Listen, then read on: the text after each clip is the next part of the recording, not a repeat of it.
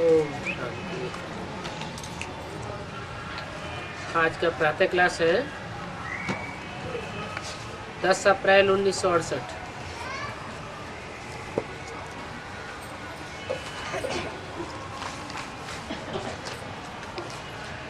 आज सवेरे क्लास में 3 बजे से 4 बजे तक सभी योग में बैठे थे।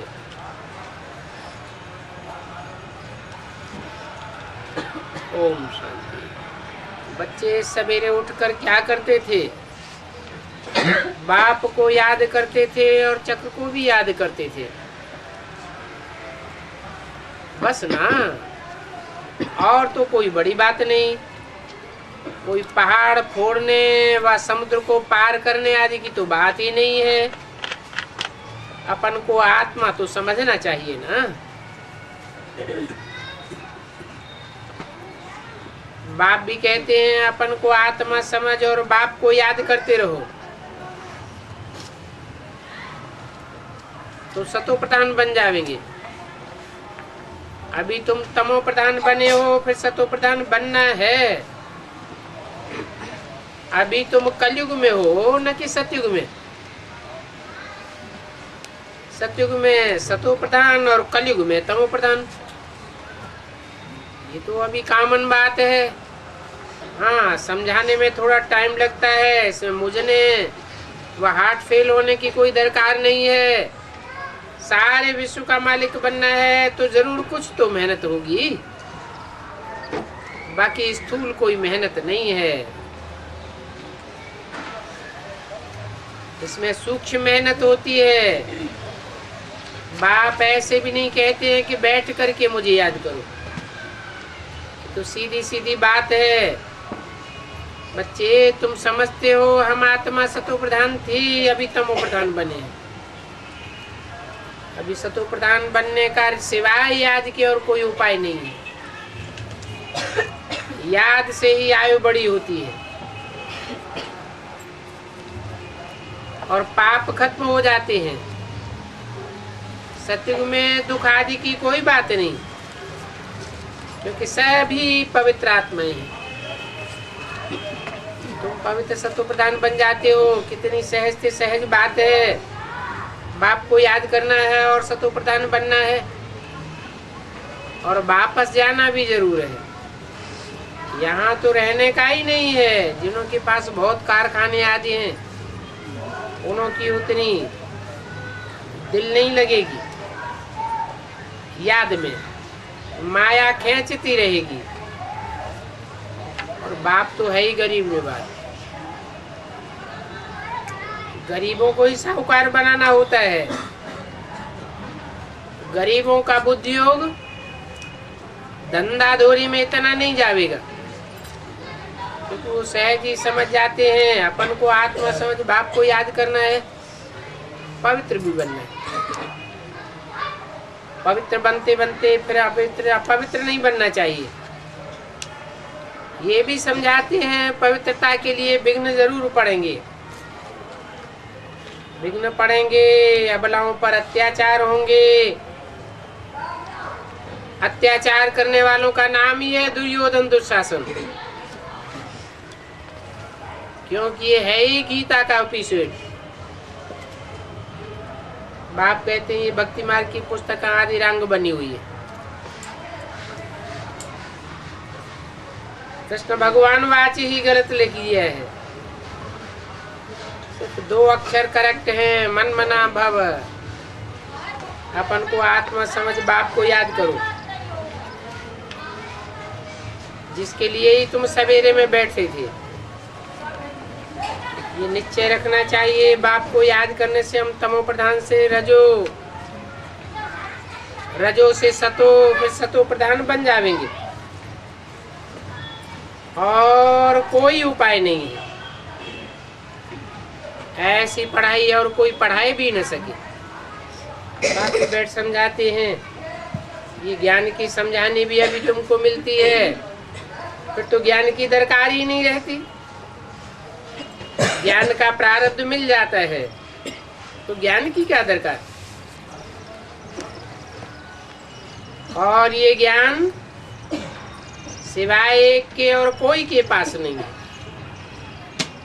फिर बच्चों को देते हैं, बस बच्चे वापस चले जाते हैं, वर्षा पाई लिया, ज्ञान पूरा हुआ। अभी इसमें डिफिकल्टी की क्या बात है? सिर्फ माया के तूफान बिघन डालते हैं। कहते हैं बाबा हम आपको याद करते हैं, बीच में अनेक प्रकार के माया के तूफान आते हैं जिनको संकल्प और विकल्प कहा जाता है। इस समय रावण राज्य में तुम्हारा जो भी संकल्प होता है वो विकल्प हो जाता है। तुम्हारे संकल्प नहीं बनते हैं, तुम ऐसा कोई काम नहीं करते हो जिससे किसको दुख हो। जो सतोप्रधान आत्माएं होती हैं किसी को दुख थोड़ा ही देंगी। और वहां नई दुनिया में तो एक ही धर्म है। इस दुनिया में तो मनुष्य पीस पीस मांगते रहते हैं, परंतु बाप ने समझाया शांति का सागर तो एक ही बाप है। उनको ही सभी कहते हैं शांति देवा, बाकी तो कोई शांति कर ही नहीं सकता। अब उनको शांति देवा क्यों कहते हैं? शांति देने वाला तो भगवान है, फिर शांति देवा क्यों? वो एक ही शांति का सागर है और वो सभी का सागर है। बाप बच्चों को थोड़ी ही बात समझाते हैं, इसमें जरा भी मुझने की बात नहीं है। बाप कहते हैं पहले पहले तो बाप का परिचय दो। सो बाप को कोई भी नहीं जानते हैं और वो बाप है भी एक, बाकी तो सभी ब्रदर्स हैं। ब्रदर्स को बाप से वर्षा जरूर मिलता है। अभी तुम जानते हो हम संगम युग पर बैठे हैं और बाकी सब आयरन एज कलयुग में बैठे हैं। तुम जानते हो सतयुग में सुख शांति है, शांति धाम में तो सिर्फ शांति है। तो देखो चित्र तो क्लियर है। बाबा ने पर्चे जो छपवाए हैं वो भी हाथ में हो। पूछना है तुम पतित नरकवासी हो या पावन स्वर्गवासी हो। बाप ने तो सारी दुनिया को स्वर्ग में भेजा था, नरक में तो कोई को भेजा ही नहीं। बाप स्थापना ही स्वर्ग की कहते हैं। स्वर्ग माना ही सुख की दुनिया। सतयुग में मनुष्य सुखी होती है, बाकी सभी शांति धाम। इन बातों को समझेंगे वही जो यहाँ के होंगे, और जो यहाँ के होंगे वो झट समझ लेंगे। कोई को समझाने में देरी होगी तो हम समझ जाएंगे हमारे कुल के नहीं है। ऐसे भी नहीं है जो पहले आते हैं उनसे पिछले वाले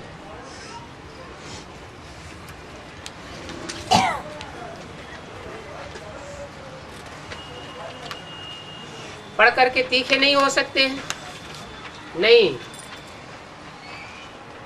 पहले वालों से पीछे आने वाले भी तीखे जा सकते हैं। 10 अप्रैल 1968 की वाणी का दूसरा पेज। गैलअप करने में फ्री हैं, नए नए भी गैलअप कर सकते हैं। बल कोई पिछाड़ी में आवे तो भी पहले वालों से तीखे चले जाएंगे। बाप तो सिर्फ कहते हैं मुझे याद करो। आत्मा जो प्योर बनी है वही फिर इम्प्योर बनी है। फिर प्योर बन करके मुक्ति जीवन मुक्ति में चले जाएंगे। इसमें मुझने की कोई बात नहीं बनती। इस पढ़ाई से तुम कितना उच्च मर्तबा पाते हो, और पढ़ाने वाला एक ही टीचर है। तुम सब हो नाइब टीचर्स। ये है रूहानी स्कूल।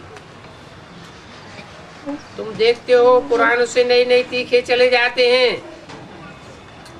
समझाने का तो सिर्फ यही है। बाप ने कहा ये ज्ञान सभी धर्म वालों के लिए। और मनुष्य मात्र के लिए है।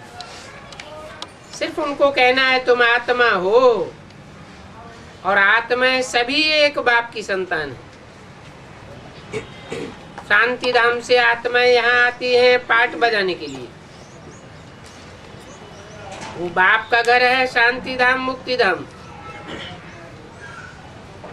और आने वाली दुनिया है जीवन मुक्त धाम। मुक्ति में सिर्फ आत्माएं रहती हैं, और जीवन मुक्ति में आकर के शरीर धारण करके पाठ बजाते हैं। बात समझना कितना सहज है। यहाँ अलफ और बे पढ़ाया जाए। पहले पहले बाप कहते हैं मुझे अलफ को परिचय दो।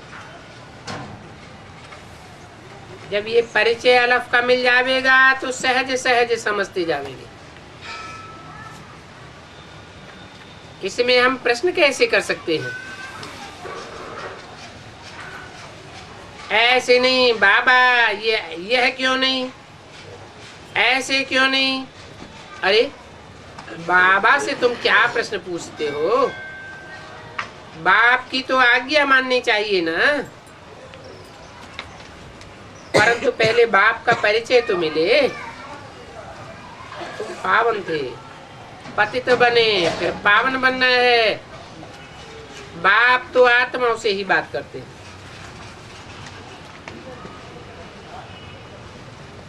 ऐसा कोई सन्यासी उदासी नहीं जो कहे कि तुम आत्मा सभी भाई भाई थे।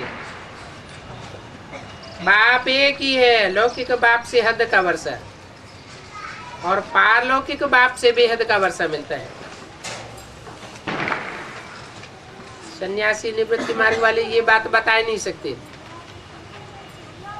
वो तो कहते हैं सुख है ही कागविष्टा समान। दोनों का तो धर्म ही अलग है। कितनी माइया आदि जाकर के उनके फॉलोअर्स बनती हैं, परंतु ये सन्यासी आदि तो आते ही बाद में। सृष्टि की आदि में तो पहले पहले बाप ही आते हैं। शुरू में तो है ही आदि सनातन देवी देवता धर्म वाले, और उस आदि सनातन देवी देवता धर्म की शिक्षा बाप ही देते हैं, और तो कोई ये शिक्षा दे ही नहीं सकता। वास्तव में उनको तीर्थ यात्रा करने, पुस्तक आदि पढ़ने का भी हुक्म नहीं है, दरकार ही नहीं रहती है। जैसे वो हद के सन्यासी हैं वैसे तुम भी बेहद के सन्यासी हो। तुमको भी हुक्म नहीं है। बाप कहते हैं सिर्फ माम एकम याद करो। वो हठ योगी सन्यासी कहते हैं ब्रह्म में लीन हो जाएंगे।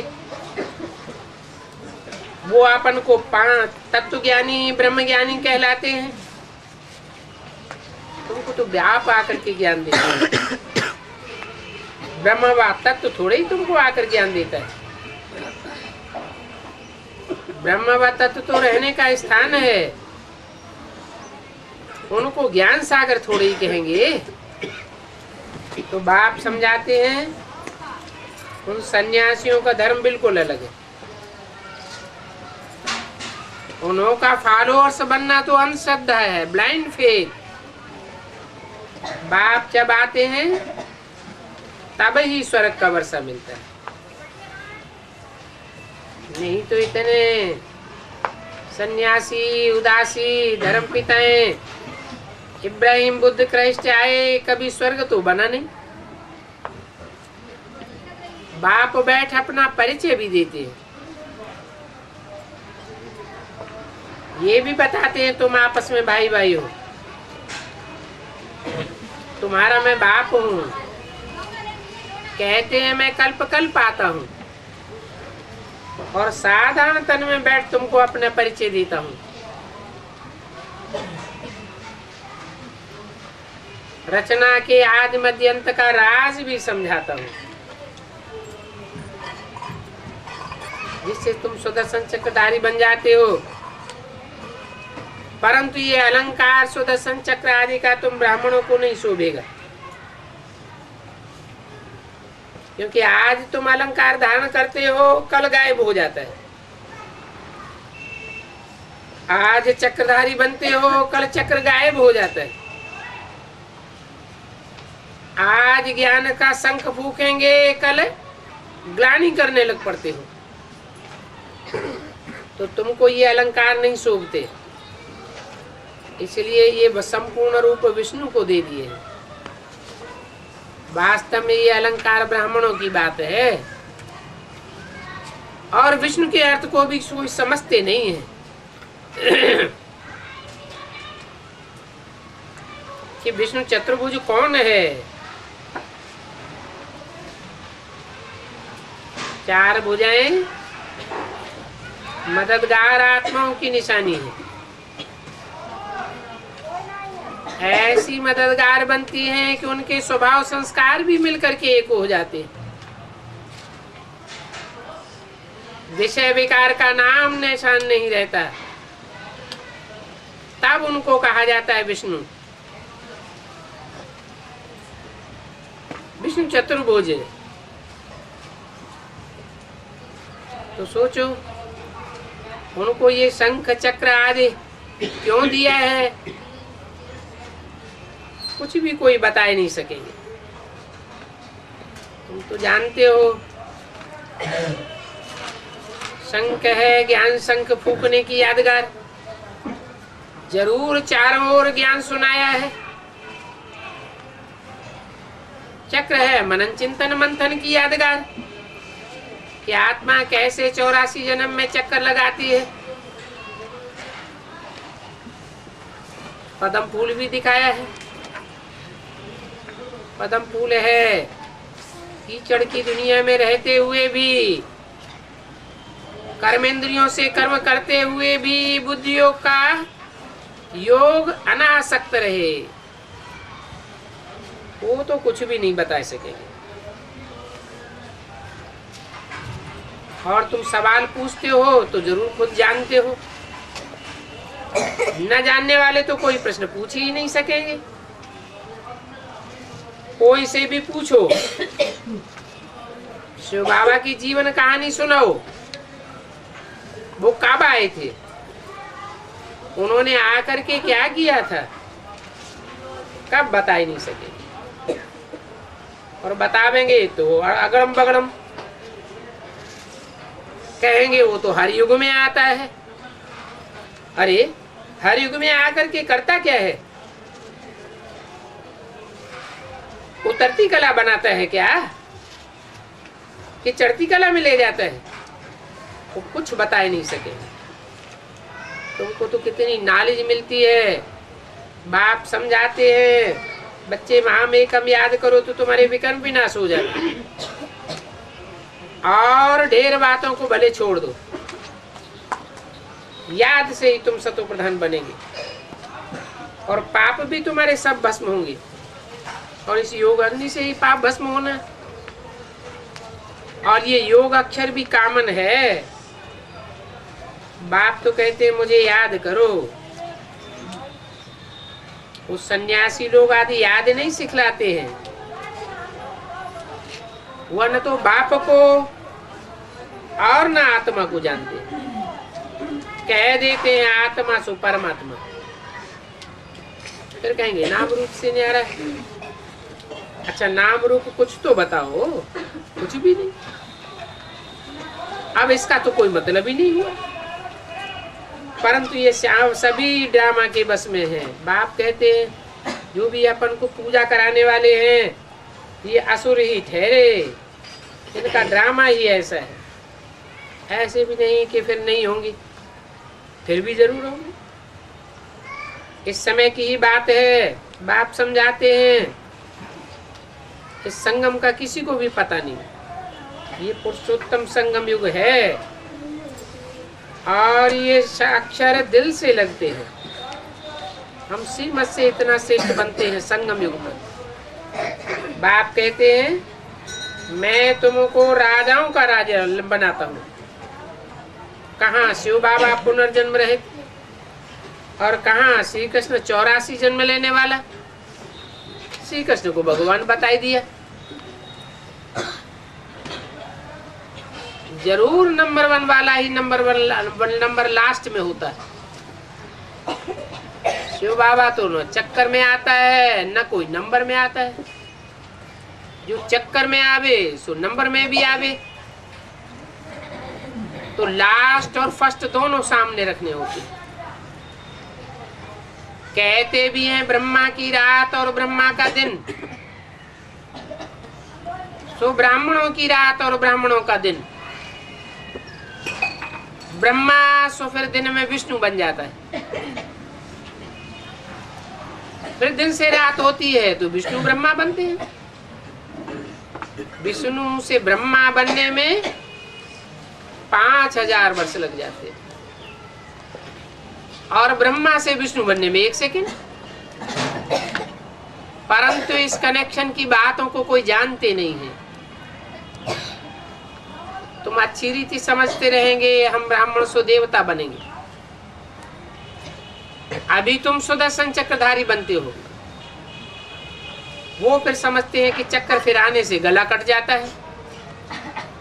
अब गला कटने की तो बात ही नहीं। कोई का गला कटता है मानो आत्मा अलग हो गई और देहभान अलग हो गया। ये तो ज्ञान का चक्कर घुमाने से ही होगा। वो समझते हैं कि सुदर्शन चक्र घुमा करके सबको खलास कर देते हैं। वास्तव में खलास करने की तो बात ही नहीं। आत्मा तो अजर अमर में अविनाशी है, परंतु देहभान को खलास करने की बात है। कृष्ण का चित्र दिखाते हैं, फिर दिखाते हैं कि आकासुर बकासुर आदि को मारा। वास्तव में ये सुदर्शन चक्र की बात है। आकासुर बकासुर को मारते नहीं है, उनके अहंकार को देह अहंकार को मारते हैं। तो देखो शास्त्रों में कृष्ण को कितना बड़ा हिंसक बनाई दिया है। और फिर कहते हैं रानियों को भगाया, ऐसे ऐसे किया, उनको डबल हिंसक बनाई दिया है। कितनी ग्लानि कर दी है। तुम कोई की भी बेअदबी अगर सुनते हो और तब की बातें सुनते हो तो झट कहेंगे तुम ये क्या करते हो। ये तो बड़ा ही पाप हो गया। भारतवासी कहते हैं, जो कहते हैं सो रांग ही कहते हैं। ये भारतवासियों का काम है भगवान की ग्लानि करना। और भारत में ही भगवान बाप आते हैं, आकर समझाते हैं तुम कितने ऊंचे थे, फिर गिरते गिरते तमो प्रधान बन गए। मैं तो अपने पूरे टाइम पर आता हूँ। इस ड्रामा को सिवाय तुम्हारे और कोई नहीं जानते। और समझना भी बहुत सहज बात है।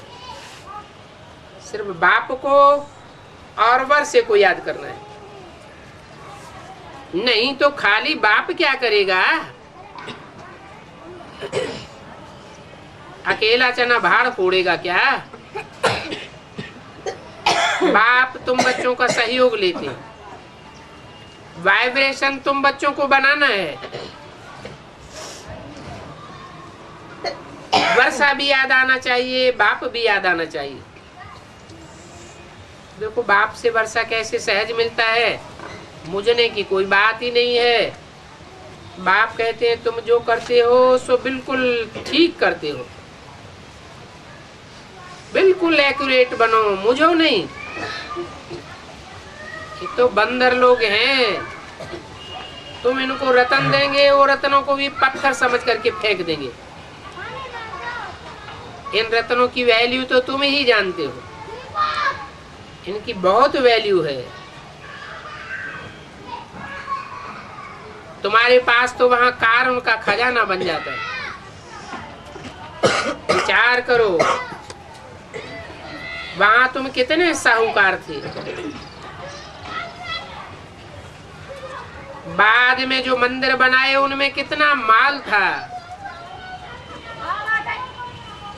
वो एक एक चीज लाखों रुपए की होती है, फिर भी ये सब रिपीट होगा। कोई मुझते हैं, मकान आदि तो टूट गए, फिर कैसे वही बनेंगे? हीरों की कहानियां फिर कैसे निकलेंगी? ऐसी ऐसी बातों में मुझ करके फिर आते ही नहीं है, ड्रामा को समझते नहीं है कि सारा ड्रामा हूबहू रिपीट होता है। वर्ल्ड की हिस्ट्री ज्योग्राफी रिपीट होती रहती है। बाप कहते हैं गॉड इज वन, वो बाप ही क्रिएटर है, सारी दुनिया का क्रिएटर एक है। और क्रिएटर की क्रिएशन भी वन है। कहते भी हैं गॉड इज वन, तो गॉड का बच्चा भी वन कहा जाता है। बाकी अनेक प्रकार की दुनियाएं नहीं होती हैं, वो तो समझते आने ना, तो दुनियाएं हैं। फिर उनसे कौन बैठ करके माथा मारे? तुम जानते हो दुनिया तो एक ही है। वर्ल्ड की हिस्ट्री ज्योग्राफी कैसे रिपीट होती है, ये सब तुम्हारी बुद्धि में है। 84 का चक्र है, युग भी समझाए हैं। ये पुरुषोत्तम संगम युग है। जब बाप आकर के तुमको ये बताते हैं, नई नई बातें बताते हैं ना। तुम्हारा फोटो भी निकाला था, राजयोग का भी फोटो निकाला और भविष्य का भी फोटो निकाला। बाप कहते भी हैं कि मुझे याद करने से तुम यह बन जाओगे। इतनी सहज बात है। सवेरे तुम 1 घंटा बैठो, ऐसे भी नहीं कि 1 घंटा कोई याद में बैठते हैं, 5 मिनट भी मुश्किल याद में रहे होंगे। तो अपना चार्ट बताओ, कहाँ कहाँ बुद्धि योग भटका, फिर बुद्धि को कहाँ कहाँ लगाया। बाप ने कहा है बुद्धि योग लगेगा और भागेगा भी, फिर उसको खींच कर लगाओ। कोई तो बल कितना भी माथा मारे, योग में रह नहीं सकते। उनको याद में बैठना आवेगा ही नहीं। कोई का 20 मिनट, कोई का 10 मिनट लगेगा। सारा समय तो कोई का बुद्धि योग फिट हो न सके, गपोड़ा मारते रहते हैं। हमारा तो योग बहुत अच्छा लगा। अच्छा, बहुत अच्छा लगा तो दूसरा तीसरा चौथा घंटा भी बैठ जाओ, कमाई करो। क्योंकि इस योग से ही तुम अमरपुरी के मालिक बनते हो, अमर बन जाते हो ना। वहां तो कोई काल खाता ही नहीं है, और काल कोई आत्मा को तो खाता नहीं है। आत्मा तो अजर अमर अविनाशी है, काल खाता है शरीर को। वहां तुम बैठे बैठाए अपनी इच्छा से शरीर छोड़ेंगे। दुनिया में तो किसी को पता नहीं है कि सत्युग त्रेता में अकाले मृत्यु होता ही नहीं है। इस दुनिया में तो अकाले मृत्यु हो जाता है। उस सत्युग को कोई जानते ही नहीं। बाप ही आकर के बताते हैं कि सत्युग क्या है, नई दुनिया क्या है। तुमको भी इन बातों का आगे पता था क्या? अभी बाप ने ज्ञान का तीसरा नेत्र दिया है तो रोशनी मिलती जाती है। सभी इस दुनिया में अंधे, अंधे की औलाद अंधे कहा जाता है, परंतु कोई अपन को अंधा समझते थोड़े ही है। दुनिया का चक्र कैसे फिरता है कुछ भी नहीं जानते। और धर्म वाले तो फिर भी जानते हैं हमारे धर्म पिता का नाम क्या है, हमारा धर्म क्या है, कितने टाइम से हमारा धर्म चलता चला आ रहा है। भारतवासी तो बिल्कुल अंधे। फलाना फलाना टाइम पर कौन आया, भारतवासियों को कुछ भी पता नहीं। अभी तुम बच्चे नॉलेजफुल बनते हो, फील भी करते हो हमें ये नॉलेज थी, नॉलेज से ही हम देवता बने थे। अभी फिर ये नॉलेज मिलती है तो तुम सो देवता बनते हो। तो मुख्य बात है बाप के परिचय की। पहले पहले कोई भी आए बाप का परिचय दो। विलायत में भी तुम बहुत अच्छी रीति समझा सकते हो। बाबा विचार करते हैं इतनी सहज नॉलेज क्यों नहीं समझाते, उनको समझा सकते हो। जो सन्यासी लोग भी तुम्हारे पास आते हैं वो सहज राजयोग सिखला ही नहीं सकते, वो तो एक ही गॉड फादर सिखलाते हैं। मनुष्य सृष्टि का वो गॉड फादर बीज है, उनमें सारी नॉलेज भरी हुई है। 10 अप्रैल 1968 की वाणी का 4था पेज। और ये सारी सृष्टि की नॉलेज सिवाय एक बाप के कोई सन्यासी नहीं दे सकते, और वो राजयोग सिखलाए भी नहीं सकते हैं। वो धर्म सन्यासी, धर्म स्थापन करने वाले सब निवृत्ति मार्ग वाले हैं। भारत के सन्यासी सब निवृत्ति मार्ग वाले हैं। इसे सहज राजयोग में तो कोई शारीरिक क्रिया आदि करना ही नहीं है। बाप कहते हैं जब तुम मुक्ति धाम में थी तो तुम्हारी आत्मा प्योर थी, फिर प्योर बनना है। पहले प्योर पार्ट बजाते हो फिर इम्प्योर बन जाते हो। तो अभी अपन को आत्मा समझो, और वो आत्मा बहुत छोटी बिंदी है। बाप परमात्मा भी बहुत छोटी बिंदी है। आत्मा पवित्र बनकर भागेगी स्वीट होम। तो समझो कि ये भारत का प्राचीन युग बहुत पॉपुलर था, जिससे मुक्ति, जीवन मुक्ति मिलती है। बाप एक ही बार आकर के ये राजयोग सिखलाते हैं, और जब बाप आते हैं तो कोई प्रकार की फीस आदि भी नहीं लेते हैं।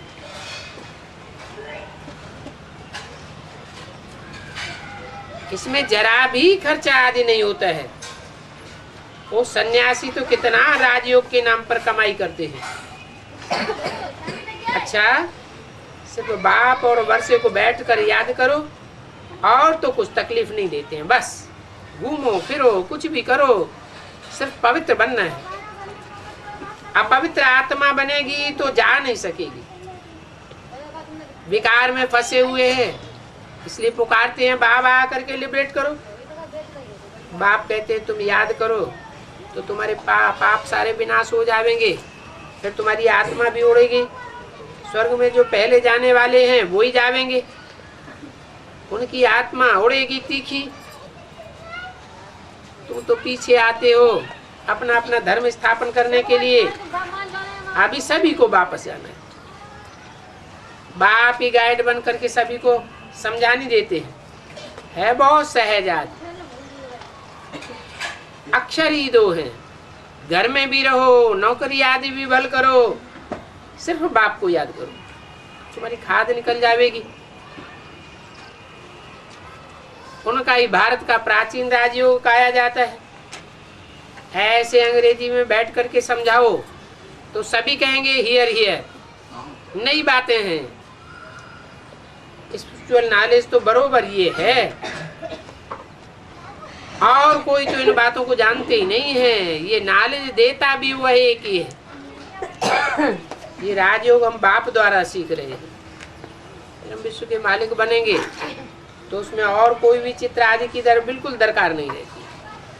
ये तो मोस्ट सिंपल बात है, रूहानी नॉलेज है, चित्रों आदि की भी बात नहीं। अपन को आत्मा निश्चय करना है, इसमें मेहनत लगती है। आत्मा निश्चय करने में घड़ी घड़ी देह अभिमान आ जाता है, उसको ही माया का तूफान कहा जाता है। परंतु तुम तो ज्योति जगाते रहते हो। फिर तूफान लगने से दीवा बुझ जाता है। ड्रामा अनुसार राजधानी तो तुम्हारी स्थापना होनी है। ऐसे कब नहीं समझना तुम्हारी मिशन कोई फेल हो सकती है। नहीं, कुछ भी हो जाए तुम्हारी मिशन फेल नहीं हो सकती। अविनाशी ईश्वरीय मिशन कब फेल हो नहीं सकती। स्थापना तो हो ही जानी। बाप कहते हैं इनकी आत्मा को भी तूफान लगते हैं, मेरे को तो नहीं लगेंगे। तुम बच्चों को ही तूफान लगते हैं। दुनिया में कोई भी पता नहीं है ये राजाई कैसे स्थापन हो रही है। जिन्होंने कब पहले राज्य लिया है वो राजयोग सीखते रहते। इसमें जरा भी फर्क तो पड़ता नहीं है। तुम सभी एक्टर्स हो, आत्मा में कितना पार्ट भरा हुआ है और वो पार्ट का विनाश भी नहीं हो सकता है। ये स्पिरिचुअल ड्रामा बना बनाया है। बोलो पहले बाप को पहचानो। बाप को पहचानेंगे तो प्रश्न पूछने की बात ही खलास हो जाएगी। बाप से कोई भी प्रश्न पूछने की दरकार ही नहीं है।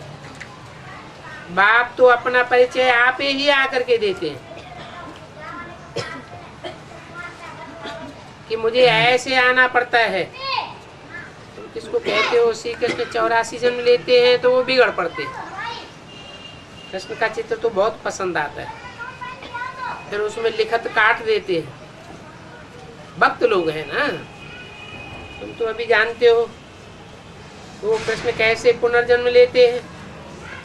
नाम रूप आदि भी बदल जाता है। जानते हो राजा रानी प्रजा आदि कैसे बनते हैं। एक राजा रानी की लाखों प्रजा होती। बीकानेर का राजा है, कितना बड़ा उनका इलाका है। करोड़ों की तादाद में उनकी प्रजा होगी। वहां तो इतनी प्रजा होती नहीं, फिर भी राजा रानी प्रजा तो होती है ना। तुम कहेंगे नथिंग न्यू, कल पहले भी ऐसे हुआ था। दिन प्रतिदिन बच्चों की बुद्धि में नई नई पॉइंट्स मिलती रहती है। तो सर्विस में कभी थकना नहीं है, याद में भी थकना नहीं है। जितनी सर्विस करेंगे उतना ही अच्छा होगा। इस सर्विस में तो हड्डियां भी देनी पड़ती है। सभी को पैगाम देना है, अखबार में डालो। बोलो बच्चों को बाप से वर्षा कैसे मिलता है, याद से विकर्म विनाश कैसे होते हैं। ऐसी ऐसी बातें लिखो। बंदरों को समझाने में बड़ी मेहनत लगती है। जैसे भीड़ लोग समझते हैं हमको तो काठियां ही काटनी है, वो पढ़ाई को क्या जानेंगे। अब तुमको तो नॉलेज मिली है। शिव बाबा से हमको भरोसा मिलता है। महाराजा महारानी बने थे, ये है ही नर से नारायण बनने की नॉलेज। नॉलेज से बड़ी खुशी होती है। फिर याद में विघ्न भी पड़ते। कल पहले भी ये विघ्न पड़े थे। इससे पार होने के लिए पुरुषार्थ करते रहो।